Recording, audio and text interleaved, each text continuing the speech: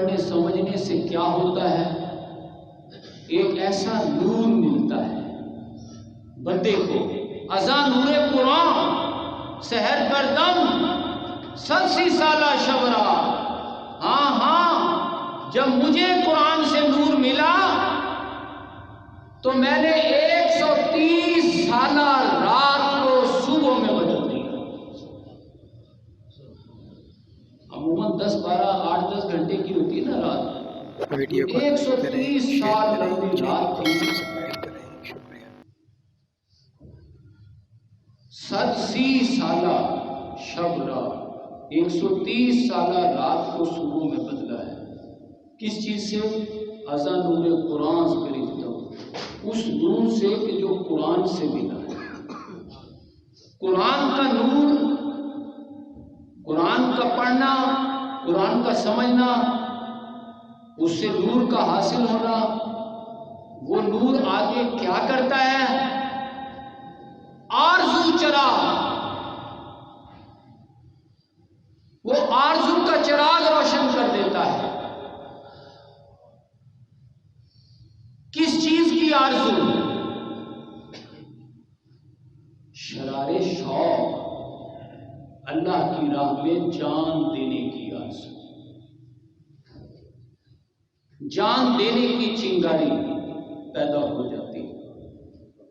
جان دینے کی چنگاری کس کے اندر پیدا ہوتی ہے؟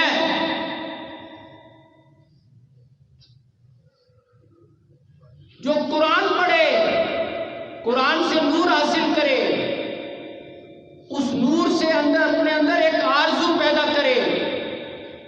آرزو کس چیز کی؟ اللہ کی راہ میں جان دینے کی۔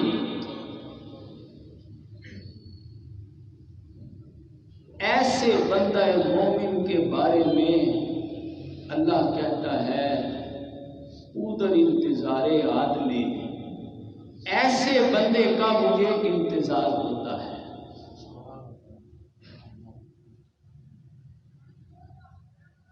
زمانے میں ظلم ہے، بربریت ہے، کیوں ہے؟ دیکھیے، ایک ہے ایمان مجمل، ایک ہے ایمان مفصل۔ ایمان مفصل میں ہے آمنت باللہ وملائکتہ وکتبہ ورسلہ والقدر خیرہ وشرہ من اللہ تعالی والبعث بعد الموت۔ پتہ چلا والقدر خیرہ وشرہ، خیر بھی اور شر بھی اللہ کی طرف سے، اور یزید بھی اس دنیا کا اہم کردار ہے۔ یزیدیت نہ ہو تو حسینیت کیسے نکل کر سامنے آئے گی؟ جب معاشرے میں ظلم ہو، قتل و غارت ہو، لوٹ مار ہو،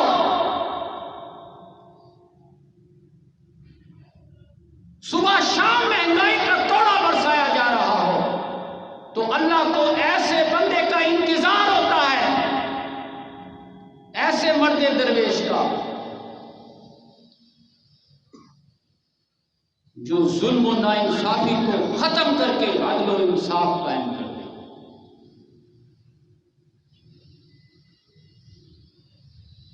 آج بھی ظلم و ستم عام ہے، قتل و غارت عروج پر ہے۔ 70 سالوں میں سب کچھ لوٹ لیا گیا۔